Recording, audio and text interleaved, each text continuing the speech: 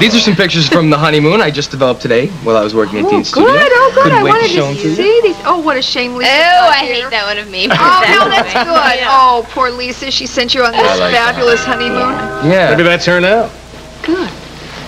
Oh, look at all this room and that terrace. Oh, you really didn't exaggerate when you called that night. I know you probably thought we were crazy calling on our wedding night, but we were just so excited. Oh, it was wonderful. You wanted to share it with us. That was terrific. Well, we did. I love it. Ah, well. Hi. I didn't expect you to be. Well, I don't think anybody did. I just left the courthouse a minute ago. I drove past your apartment to see if you and your wife were up to having dinner with me. Nobody there, so I took a chance on driving by here, and bingo. Well, listen, we're all going to have dinner here. Why don't you join us? Well, of course, since you insist. Good. I'll make you a drink. Oh, thanks. You're just in time to see the honeymoon pictures. Oh, good, great. I want to see those. Luxury honeymoon. How are things with Tom and Margot? Mercy. Well, I just saw them briefly at a recess. Margaret had been testifying. She looked like hell. Just starting, too, you know. Listen, I'm thinking I may send up a couple of our volunteers that have volunteered for our age unit. I'll send you up to Chicago to work with the doctors, and we'll have you up there before Baker comes down here. What do you think? I think it's a terrific idea. Good, then you'll go next week. That's a little soon. Well, let me talk it over with Ken. I asked Susan, and she said that she would go, too. I'm amazed you come back. Hello. We wouldn't have. Lisa, where are you? Well, I'm at the Mona Lisa. I'm just calling to say that I wish I could be there for dinner, but I'm not going to be able to make it. But I'll be there a little bit later. No, you had the pictures of the honeymoon? Oh, dear, I can't wait. Look, the reason I'm having this little problem is AJ is sick tonight, so I'm doing double duty. And also, Scott is here with Connor, and I thought, well, I'd like to spend some time with my son. So are you saying you think I was wrong to confront Lucinda about it? Oh, no. No, I'm glad you did. And I can certainly see where it would benefit Lucinda to tell Holden that you were, in fact, interested in him while he was married to Lily. Why? Why? Yeah. Because she could matchmake you and Holden while Lily's still away. I can't believe she hasn't learned her lesson already. It takes a long time to teach an old dog new tricks, especially where Lily's concerned. But I'm glad you came by and gave it to her, gave us a chance to come out and have another nice, friendly dinner. I'm glad about that, too. See that? Oh, no. God, she must have radar. Well, Lucinda, my dear, are we dining alone? No, we're waiting for someone who ought to be along shortly. So could we have a nice table for two, please? Of course.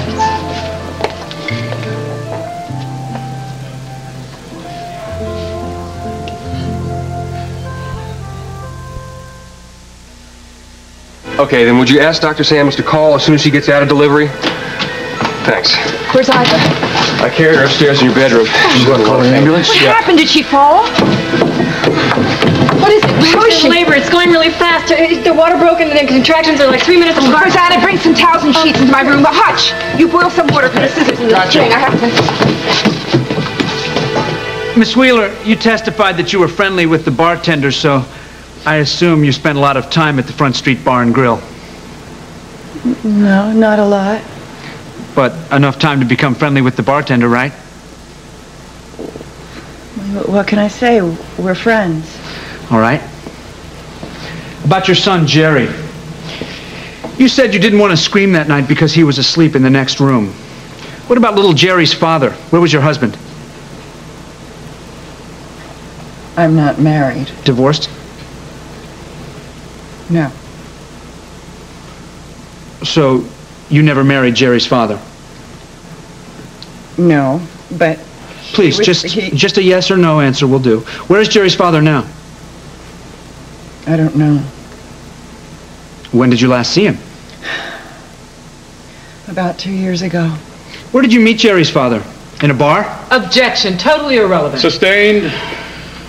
About the night in question. This man you met on July 24th in the bar. Had you ever seen him before that night? No. But you got to talking, so you let him buy you a few drinks. A few beers. And then you brought a total stranger with whom you'd had a few beers home to your apartment where you'd left your son all alone. Well, he said that he wanted a cup of coffee. I didn't think that he was going to attack me. There are medical records to show that you tested HIV negative on July 25th, and subsequently you were tested again and learned that you were HIV positive on December 3rd. Is that correct? Yes.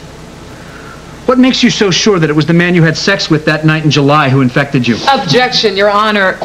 The phrase "had sex with" implies consent. There was no consent in this instance. Your Honor, the phrase implies nothing more than the physical act. I'll allow. The witness will answer the question. I haven't had sex with anyone since Jerry's father left. Except for the night I was raped. Oh, do you really expect this jury to believe that this was the first time you'd ever picked anyone up in the bar that you knew so well? Isn't it true that the man that you had sex with that night wasn't the defendant at all, but was in fact one in a string of one-night stands with another girl? True. Confine yourself to eliciting the facts, please. No further questions. I reserve the right to recall the witness. I've allowed this session to go very late. We'll adjourn for the day and reconvene at 10 a.m., at which time the state may examine the witness on redirect if it so chooses. Thank you, Your Honor. You may step down. All rise. You did very, very well. After that, I am sure glad we found Ernie Smith and that he's going to be able to testify. Okay. John wasn't at the hospital either? No, yeah. So they beat them. Animals are all acting weird. It's just like they know exactly what's going on. Well, Julie was just on a moment ago and said the contractions were more frequent, so I guess I was going to have her baby and soon. But she wants John Dixon alerted. Julie said I was a lot more relaxed now that Mrs. Snyder's here, so... What is keeping that ambulance? It's a volunteer unit at Luther's Corners. There must only be one ambulance and it's on another call. Terrific. How's she doing? What's up? Well, she's kind of having a rough time with it, but Julie's up there coaching on her Lamaze breathing, and Mrs. Snyder sent me up here for some ice. I have it to suck on. Hello. It's John Dixon. Ned, I got a message to call the farm. What's up? I was going into labor. I see. Where is she? Is she on the way to the hospital?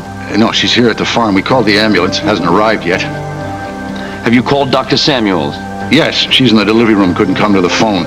But don't worry. Emma's with Ivan. She seems to be doing... There's the ambulance now. All right, I'm on my way over there. John. I don't know if you can hear that loud, healthy wail, but I think your son has just arrived. Listen. Oh, that's a wild one. All right, tell her I'm on my way. John, what's happening? Iva just gave birth to our son. It's a month premature.